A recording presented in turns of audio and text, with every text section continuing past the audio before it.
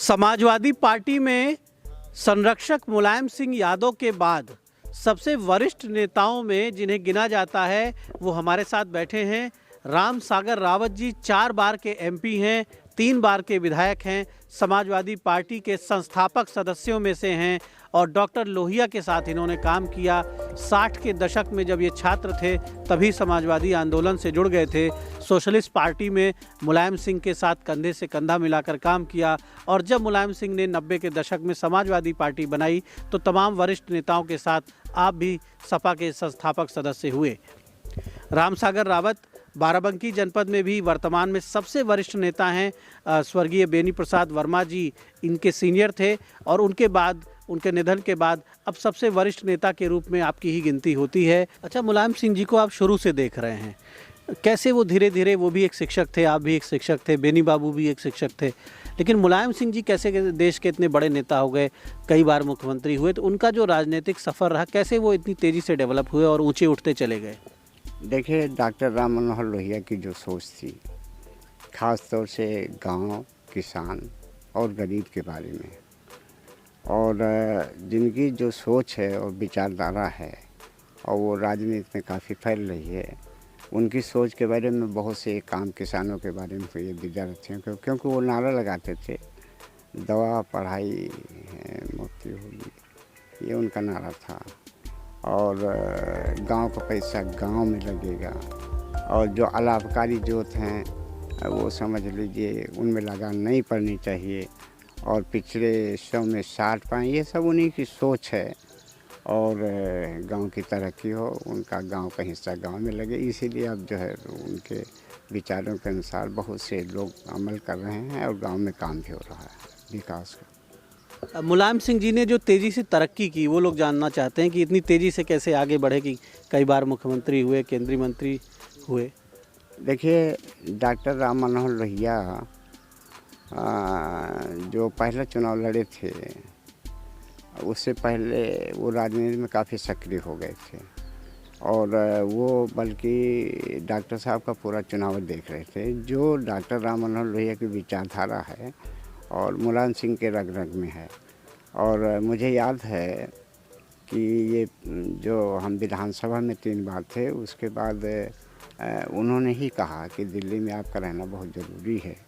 और मैं वहाँ पर दिल्ली में एमपी बना था, तो उस समय 3 MLA एमपी जीत के गए थे। हम और मुलायम सिंह जी के गुरु उदय प्रताप सिंह, जिन्होंने मुलायम सिंह को पढ़ाया था, और एक छोटे सिंह यादव थे। तो चाहे छोटा दल हो बड़ा दल हो, तो ये सोचा जाता है कि कौन मेच्योर है, व्यवहार कुशल है, उसको जो है ग्रुप लीडर बनाया जाता है, पार्टी लीडर बनाया जाता है। तो मुलायम सिंह ने हमें लोकसभा का लीडर बनाया था। 3 जो सदस्य थे उनका लीडर मैं था। और उसके बाद जो संवित सरकार बनी आगे, और ये रक्षा मंत्री उस समय जो है लोकसभा का सचेतक भी था। और उन्होंने पार्टी के संगठन का काम भी समय समय पर सोचा, क्योंकि हम राष्ट्रीय महासचिव भी समाजवादी पार्टी के थे। तो इस तरीके से वो हमारे बहुत ही करीबी रहे। और ये कहना चाहिए कि जब वो पहला लोकसभा चुनाव जीत करके गए तो मैं उनसे पहले भी रह चुका था। आप सीनियर एमपी? हाँ जी। तो वो कहते भी थे कि लोकसभा में राम सागर जी ने बहुत जानकारी दी कि कहाँ क्या है, कौन लॉबी है, क्या करना चाहिए, पुस्तकालय कहाँ है और कहाँ पे कौन से पेपर दाखिल करना, कौन से बनते हैं, ये सब वो कहते भी थे। और एक आध मंच से भी कहा, राम सागर जी लीडर है, वो उनका बड़प्पन है, लीडर क्या, मैं तो मामूली कार्यकर्ता हूँ। तो लोकसभा में राम सागर जी मुलायम सिंह के भी सीनियर थे। आप समझ सकते हैं कितने वरिष्ठ नेता हैं। मुलायम सिंह इन्हें खुद कहते थे कि लोकसभा में हमारे वरिष्ठ हैं, हमारा नेतृत्व करते हैं। और लोकसभा में पार्टी के पहले सचेतक और समाजवादी पार्टी, ये भी कहा जाता है कि लोकसभा में आप पहले एमपी भी थे समाजवादी पार्टी के? हाँ जी, पहले एमपी थे आप? हाँ, हम लोग जो समाजवादी पार्टी से जीत करके गए थे, तो उसी में ग्रुप लीडर थे। और बहुत से वहाँ पे ऐसे थे कि जैसे राम जन्मभूमि और बाबरी मस्जिद का जो मामला हुआ था, और उसका जो हम पक्ष रखे, फिर जो ये इसमें क्या कहते हैं, गेस्ट हाउस कांड हुआ था, उस समय भी हम लोकसभा में थे। तो ये तो उनका आपसी झगड़ा था, तो ये सब लोग जानते नहीं थे। लोकसभा में जब हम थे और बहुत से ऐसे मामले आए कि छोटा दल होने के नाते हमको बहुत दबाने की कोशिश की जा रही थी। तो चंद्रशेखर जी बहुत सीनियर मेंबर थे उस समय, वो भी तो कई बार वो हमारे पक्ष में उठ करके खड़े हुए और सरकार को ललकारा भी कि राम सागर जी भले छोटे दल के सदस्य हैं, लेकिन उनका जो आवाज़ है लोकसभा में रोकी नहीं जा सकती, यह न्याय है। और सरकार ने खेद व्यक्त किया कि हाँ। अच्छा राम सागर जी, समाजवादी पार्टी जिन समाजवादी मूल्यों पर चली, आपको लगता है उन मूल्यों पे कायम है? अब तो लोग कह रहे हैं कि साहब परिवारवादी पार्टी हो गई है, परिवार के ही यादव परिवार के बहुत से लोग सांसद, विधायक और समाजवादी पार्टी के राष्ट्रीय अध्यक्ष बनने का मौका अखिलेश यादव को ही क्यों मिला, राम सागर रावत को क्यों नहीं मिला, या किसी और व्यक्ति को, किसी साधारण परिवार के पिछड़े वर्ग के व्यक्ति को क्यों नहीं मिला? तो ये एक परिवारवाद नहीं है कि अपने ही बेटे को राष्ट्रीय अध्यक्ष बनाएंगे, अपने ही बेटे को मुख्यमंत्री बनाएंगे, सारे बड़े पद अपने ही परिवार में देंगे, राष्ट्रीय महासचिव रामगोपाल यादव ही होंगे? एक ईमानदारी की बात की जाए, लोहिया जी के मूल्यों की बात की जाए, क्योंकि आप सिर्फ पार्टी की सीमाओं में नहीं बंधे, आप एक देश के वरिष्ठ नेता हैं, एक समाजवादी चिंतक हैं, तो अंतरात्मा आपकी क्या कहती है? देखिए, जो समाजवादी पार्टी है और ये पूर्णतः सोशलिस्ट पार्टी अंग्रेजी में और हिंदी में समाजवादी पार्टी, विचारधारा डॉक्टर राम मनोहर लोहिया की।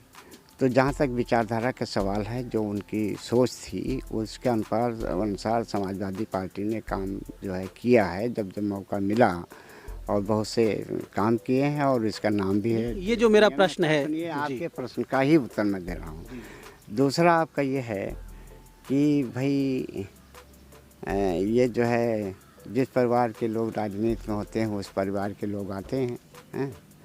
आपने नेताजी की बात की, अब यही सोच लीजिए कि हम खुद के परिवार के बताते हैं, हम राजनीति में हैं तो हमारे घर के 2 बहुएं जो है ब्लॉक प्रमुख हो गई और जिला पंचायत सदस्य बहु 3 बार रही, बेटा MLA हो गया।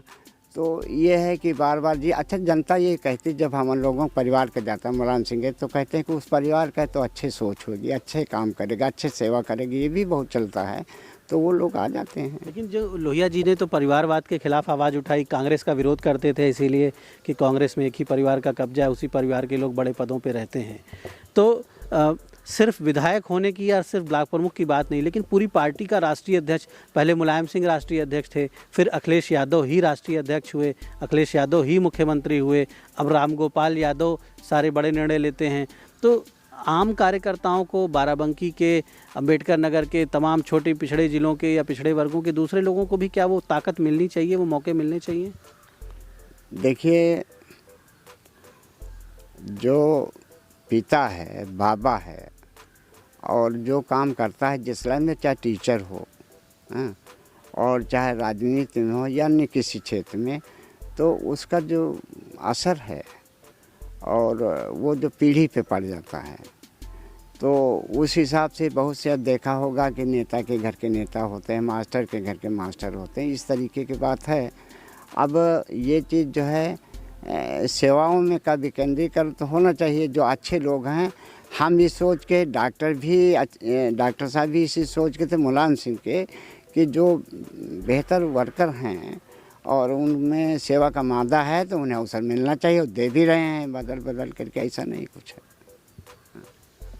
अच्छा, आप इतना योगदान देने के बाद जिस पार्टी में पूरा जीवन आपने, अब आप काफ़ी वरिष्ठ हो गए हैं, वयोवृद्ध हो गए हैं, उम्मीद है कि अखिलेश जी राम मगन जी को टिकट दे रहे हैं, क्योंकि 2 बार काम भी, विधायक भी रहे हैं, क्षेत्र में भी सक्रिय रहते हैं, काम किया है।